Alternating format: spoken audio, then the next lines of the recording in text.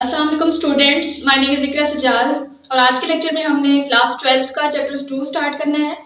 तो जो हमारे पास इसका चैप्टर का नेम है वो है डिफरेंशिएशन। तो सबसे पहले हम डिस्कस करेंगे कि हमारे पास डिफरेंशिएशन क्या होती है। डिफरेंशिएशन से पहले हम एक टर्म डिस्कस करेंगे कि हमारे पास डेरिवेटिव क्या होता है। ये जो हमारे पास चैप्टर है, इस पूरे थ्रू आउट द चैप्टर हमने डेरिवेटिव्स फाइंड करने हैं और डेरिवेटिव्स के हम डिफरेंट फॉर्मूलाज देखेंगे कि हम किस तरह से डेरिवेटिव फाइंड आउट कर सकते हैं कि अगर हमारे पास एक फंक्शन गिवन है तो हमने उसका डेरिवेटिव किस तरह से फाइंड आउट करना है। तो सबसे पहले तो हम ये देखते हैं कि हमारे पास जो हमने फर्स्ट चैप्टर में देखा था फंक्शन को हम किस तरह से डिनोट करते थे। y is equal to f of x, यानी या तो हम कह देते थे कि y is equal to x square, ये हमारे पास कोई फंक्शन था, या हम y की जगह क्या यूज कर सकते हैं f ऑफ x, यानी हम फंक्शन को किससे डिनोट करते थे y से या फिर f of x, y is equal to f of x। अब हमने क्या करना है, ये जो फंक्शन है इसका क्या करना है, डेरिवेटिव फाइंड आउट करना है। तो डेरिवेटिव की डेफिनेशन हमारे पास क्या बन जाएगी, derivative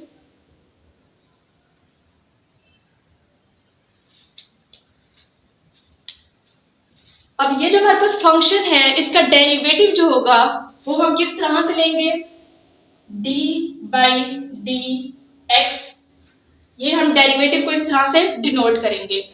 through out the chapter हमने डेरिवेटिव को इस तरह से डिनोट करना है d ओवर डी एक्स, और डेरिवेटिव हम फंक्शन के लेंगे, ये है डेरिवेटिव की नोटेशन, यानी हम उसको किस तरह से रिप्रेजेंट कर सकते हैं। मैंने अब डेरिवेटिव लेना है फंक्शन का, तो या तो मैं यहाँ पे y लिख लूं क्योंकि y भी एक फंक्शन है कि हमने पहले पढ़ लिया था फर्स्ट चैप्टर में, y is equal to f of x, या तो मैं क्या करूं इस y की जगह d f of d over x, dy over dx लिख लें या df ओवर dx लिख लें, ये हमारे पास नोटेशन होगी डेरिवेटिव ऑफ फंक्शन। अब यहाँ पे हमारे पास हम फंक्शन को y से भी रिप्रेजेंट करते थे f ऑफ x से, यहाँ पे भी हम f ऑफ x इस तरह से लिख सकते हैं, सिर्फ f भी लिख सकते हैं अगर x को यहाँ पे ना लिखें, इस तरह से भी लिख सकते हैं।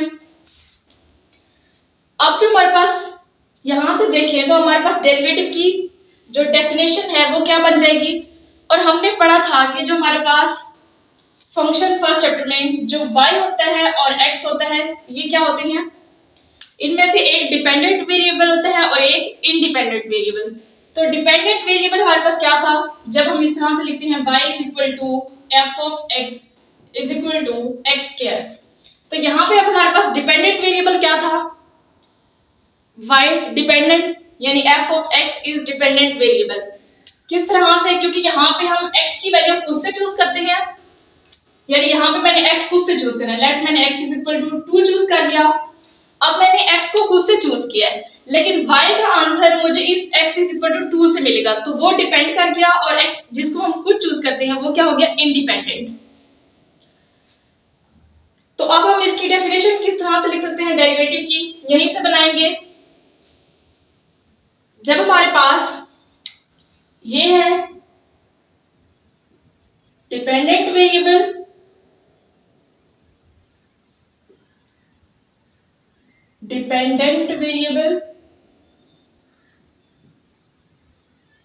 और इसी तरह से ये हमारे पास x क्या है, independent variable.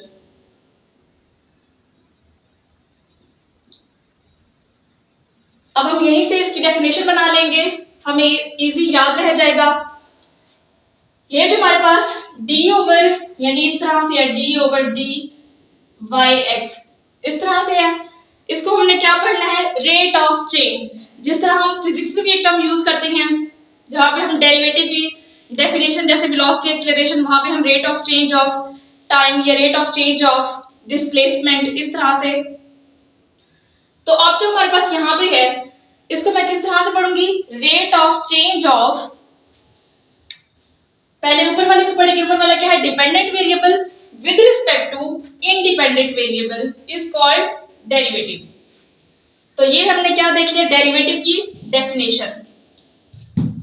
d over d को हमने क्या पढ़ना है, रेट ऑफ चेंज, तो यहाँ पे लिख लेते हैं रेट ऑफ चेंज ऑफ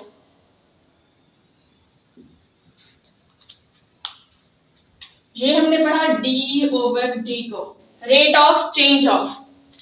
अब उसके बाद मैंने क्या करना है, जो y है इसका बताना है कि हमारे पास ये क्या है। ये क्या है हमारे पास, dependent variable, rate of change of dependent variable. अब हमने ये बताना है कि किसके साथ उसका डेरिवेटिव है, rate of change of dependent variable with respect to independent variable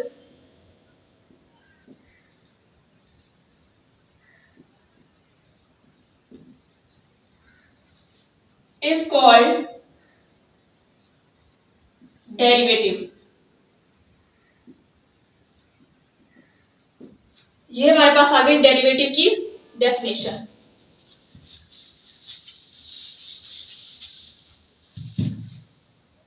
ये हमने डिस्कस कर ली कि हमारे पास डेरिवेटिव की डेफिनेशन आ गई। हम इसको इस तरह से भी लिख सकते हैं क्योंकि हमारे पास था dy over dx। y को हम फंक्शन भी तो कहते हैं, यानी हम इस तरह से लिख रहे होते हैं y is equal to f of x और y एक दूसरे के इक्वल हैं, तो हम f को फंक्शन कहते हैं, तो y भी हमारे पास जो है वो एक फंक्शन को रिप्रेजेंट करता है।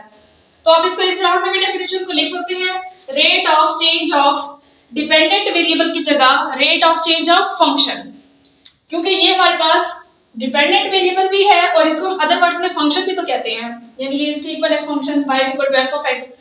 तो आप यहाँ पे क्या लिख सकते हैं, रेट, एक तो हमारे पास ये डेफिनेशन हो गई, दूसरी किस तरह से बन जाएगी, rate of change of dependent variable को आप यहां से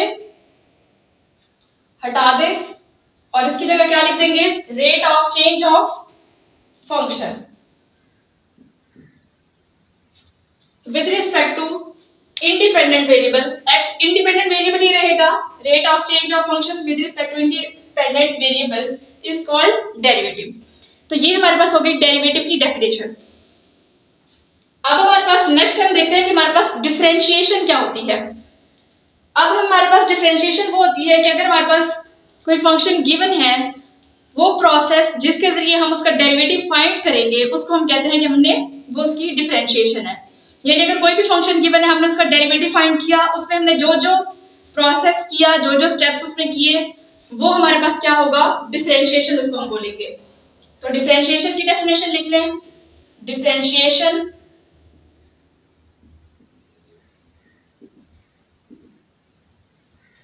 the process of finding derivative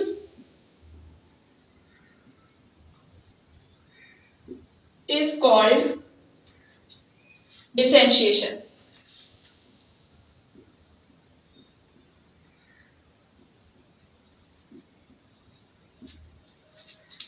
हमने डेरिवेटिव की डेफिनेशन देखी, उसके बाद डिफरेंशिएशन, यानी वो प्रोसेस जिसके जरिए हम फंक्शन का डेरिवेटिव फाइंड करेंगे उसको हम बोलेंगे कि हमने ये क्या किया, डिफरेंशिएशन। तो डेरिवेटिव और डिफरेंशिएशन हो गई। अब इसके बाद हमारे पास हम ये देखेंगे कि हमारे पास क्या क्या मेथड हैं जिनसे हम डेरिवेटिव को फाइंड आउट कर सकते हैं। तो अब हम वो मेथड लिख लेते हैं जिससे हमने डेरिवेटिव को फाइंड आउट करना है। तो मेथड हमारे पास कितने हैं डेरिवेटिव को फाइंड करने के, मेथड्स, 2 मेथड्स हैं हमारे पास डेरिवेटिव को फाइंड करने के। एक है हमारे पास इनडायरेक्ट मेथड और एक है डायरेक्ट मेथड। तो यहाँ पे हम नेम लिख लेते हैं। फर्स्ट है हमारे पास इनडायरेक्ट मेथड और सेकंड हमारे पास कौन सा है, डायरेक्ट मेथड।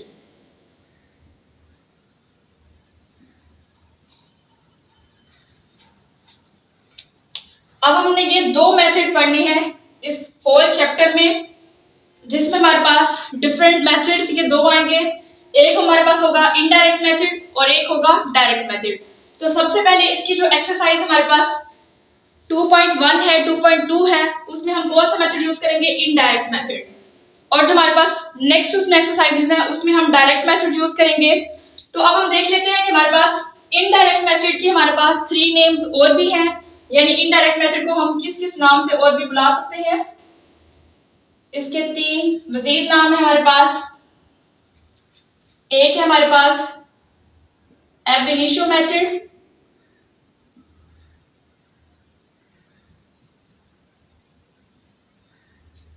सेकंड है डेफिनेशन मेथड,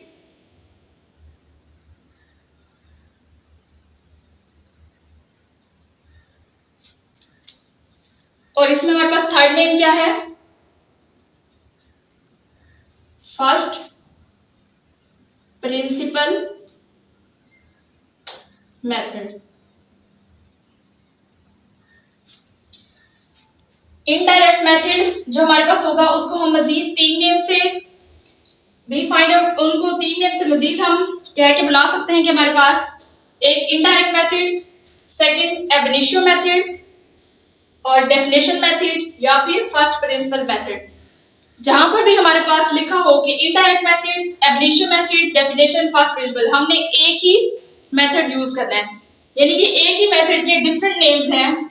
तो जो मेथड हम इसके लिए पढ़ेंगे, चाहे इनमें से तीनों में से कोई भी नेम यूज हो रहा हो, यानी आपने find the derivative by definition method या find the derivative by first principle method या find the derivative by ab initio method, तो आपने एक ही मेथड जो मैं यहाँ पे बताऊंगी अभी वो आपने यूज करना है, जो हम इसकी एक्सरसाइज 2.1 में भी डिस्कस करेंगे इसके मेथड्स।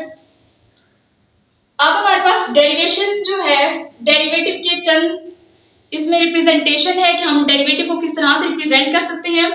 तो पहले हम इसकी रिप्रेजेंटेशन देख लेते हैं कि हमारे पास इसकी रिप्रेजेंटेशन क्या क्या है।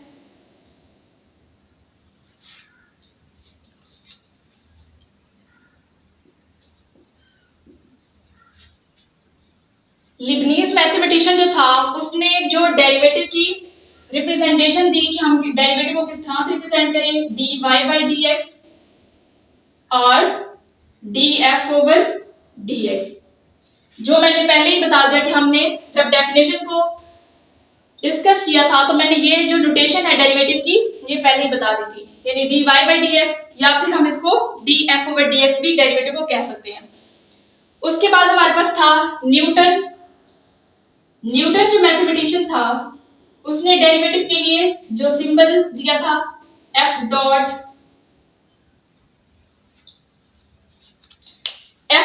ऑफ x, ये जो हमारे पास न्यूटन मैथमेटिशियन था उसने ये सिंबल दिया डेरिवेटिव का।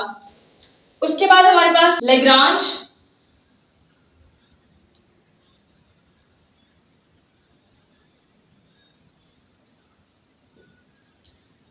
लेग्रांज ने जो दिया था f प्राइम ऑफ x, यानी इस पे न्यूटन ने डॉट लगा दिया था, इस पे एक प्राइम। तो ये लेग्रांज का जो डेरिवेटिव का नोटेशन था उसने इस तरह से उसको रिप्रेजेंट किया था डेरिवेटिव को। और इसके बाद हमारे पास एक साइंटिस्ट था कॉशी ने किस तरह से रिप्रेजेंट किया था फंक्शन को, उसने कैपिटल D लिया और यहाँ पे f ऑफ x ले लिया। तो ये जो कॉशी था उसने डेरिवेटिव को इस तरह से रिप्रेजेंट किया था।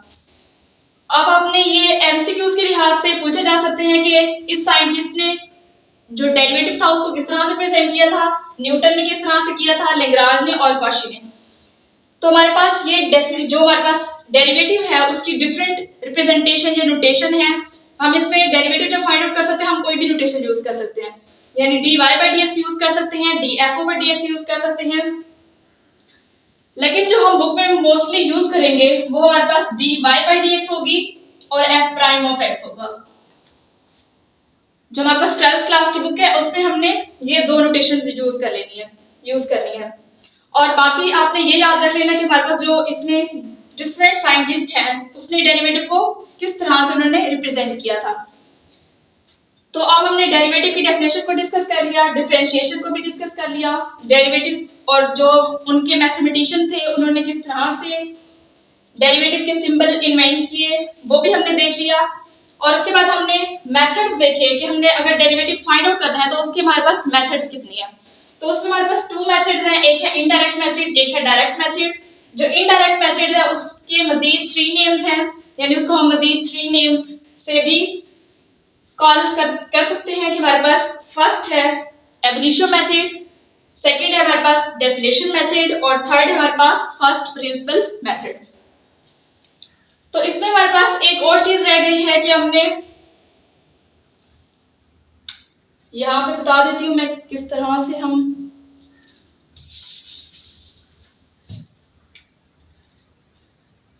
जो हमारे पास df ओवर dx होगा यानी जो डेरिवेटिव होगा वो किसके इक्वल होगा,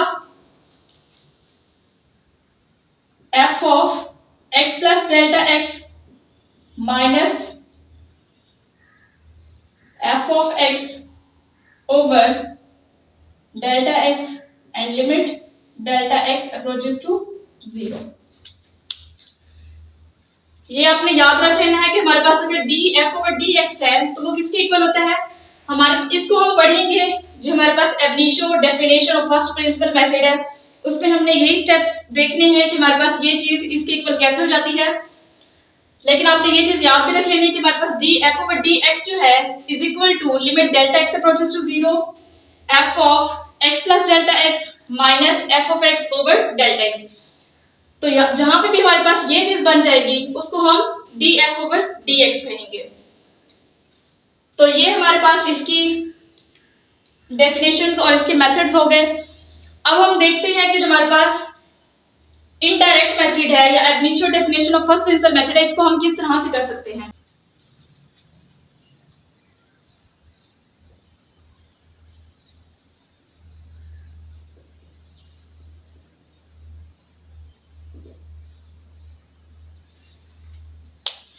अब ये हमारे पास क्या है, इनडायरेक्ट मेथड। अब इनडायरेक्ट मेथड जो है हमारे पास क्वेश्चंस गिवन होंगे और हमें कहा जाएगा कि find the derivative of function by indirect method. तो जब भी हमें कहा जाए इनडायरेक्ट मेथड या हमें कहा जाए कि एबनिशियो मेथड या फर्स्ट प्रिंसिपल मेथड या डेफिनेशन मेथड तो हमने किस तरह से करना है वो देख लेते हैं हम। इसके हमारे पास 4 स्टेप्स हैं। फर्स्ट हमारे पास क्या है, जो भी हमें फंक्शन गिवन होगा यानी मेरे पास ये function f of x given है, इस तरह से जो भी फंक्शन गिवन होगा मैंने क्या करना है उसमें x के साथ प्लस डेल्टा x कर देना है।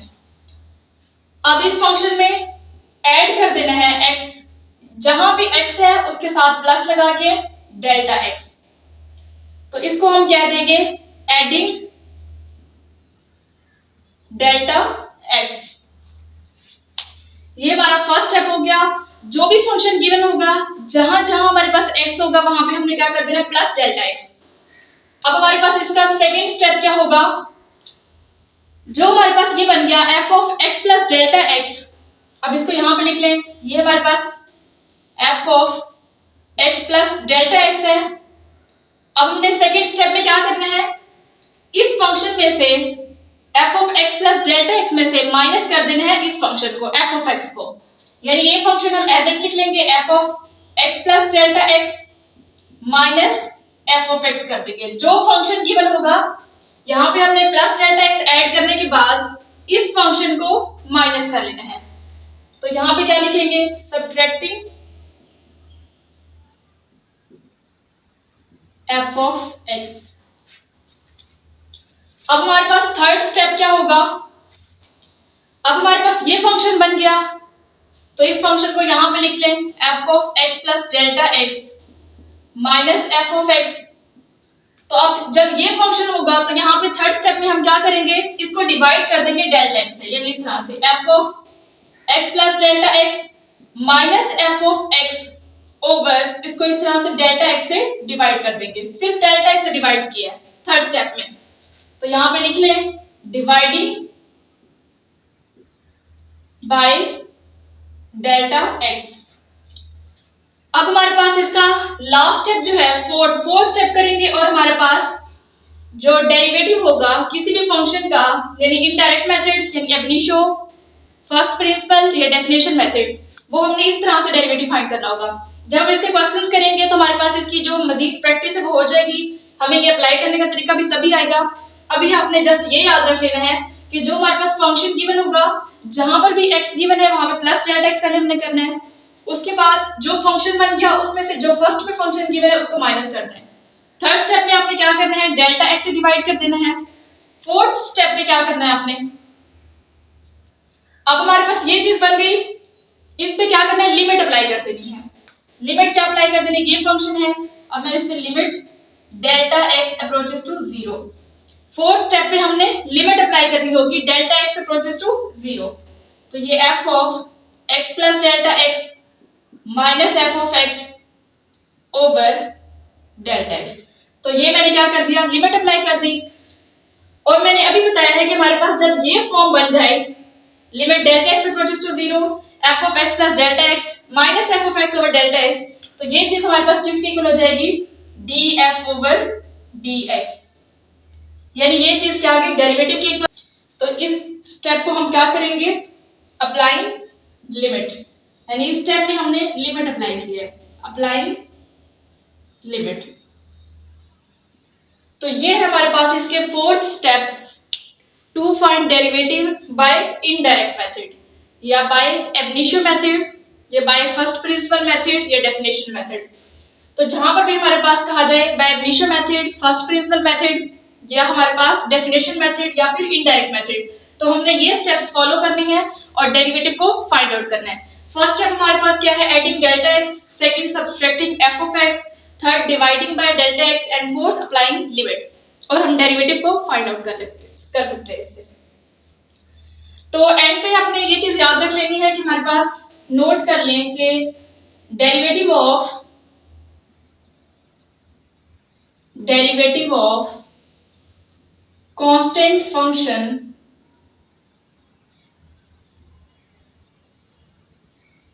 इज 0। यानी अगर हमारे पास कोई कांस्टेंट फंक्शन गिवन हो तो उसका जब डेरिवेटिव लेंगे तो वो क्या हो जाएगा, 0।